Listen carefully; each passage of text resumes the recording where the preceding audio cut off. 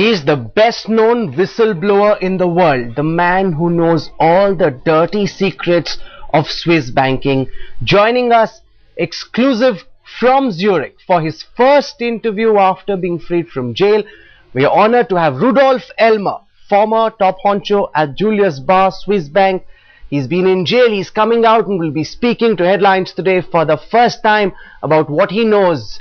Swiss banking secrets being revealed. I've also got Headlines today senior editor Sandeep Bamzai joining us. Mr. Elmer, thank you very much for joining us from Zurich. We know that there's a lot of pressure on you to keep silent and not to reveal any names, not to reveal any of the dirty secrets which you are privy to, and we really appreciate you joining us for this interview, Mr. Elmer.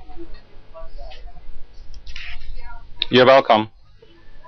Mr. Elmer, I'd like to begin by asking you about what you know about the involvement of Indian clients with Julius Baer, the bank where you worked for 2 decades. What can you tell our viewers about what sort of operations Indian clients had with the Swiss banks?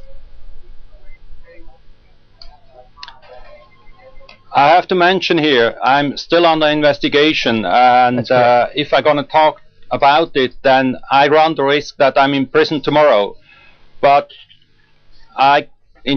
generally speaking, we had Indian clients, and I worked for not only for Julius Baer, I worked for Standard Bank, I worked for Noble Group, and so on. So Indian clients, they are in Switzerland.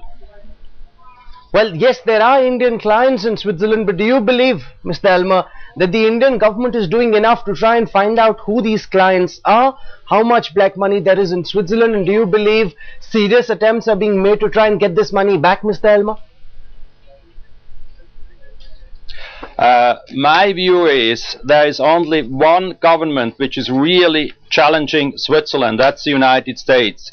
And in that sense, I believe that the Indian government doesn't do enough.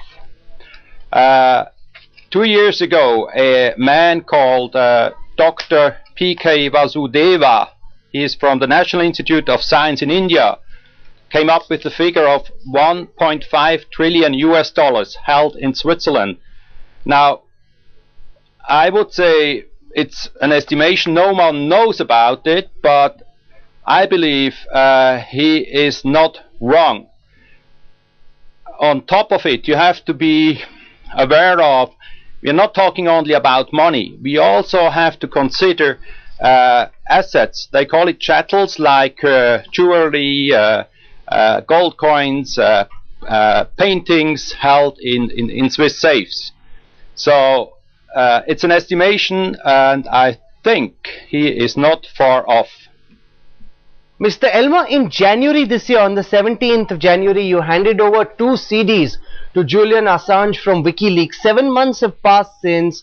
You're out on remand right now. We haven't heard about the details contained in those CDs. What really do those CDs contain? In fact, Headlines today did put out the contents of the CD which you shared with my colleague Ashish Mehrishi. But I want to know from you, because that is very complex. There are lots of layers. They're hidden behind veils, so it's difficult to understand. Why haven't we seen the contents of those CDs so far through WikiLeaks? I have to be precise here in respect of what happened in the Frontline Club. This was a handover, a symbolic handover of 2 CDs. Imagine, this is a public place. The police could have intervened. This was a handover in a symbolic way, so the CDs were empty.